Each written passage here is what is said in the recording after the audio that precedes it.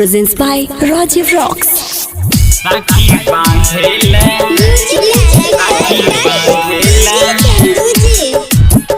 राखी बांधेले बहना तू आई है।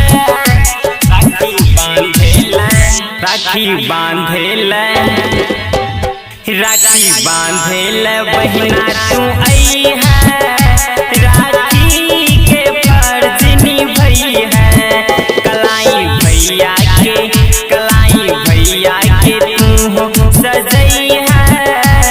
राखी के फर्ज निभाई है। राखी बांधेले बहना तू आई है। राखी के फर्ज निभाई है। राखी के फर्ज निभाई है। राखी के फर्ज निभाई है। भाई बहना के पावन त्योहार अले साथ खुशियाँ इलक हजार अले। माथे तिलक तू हो लगई है। राखी के फर्ज निभाई है। राखी बांधेले बहना तू आई है।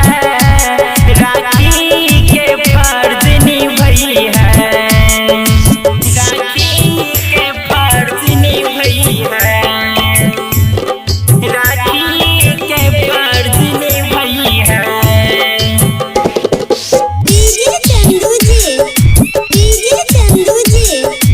राखी के फर्ज निभाई है। हाल राखी के बहना तू सजाली है। ये पावन त्योहार तू मना चली है। ये रटर रोशन कर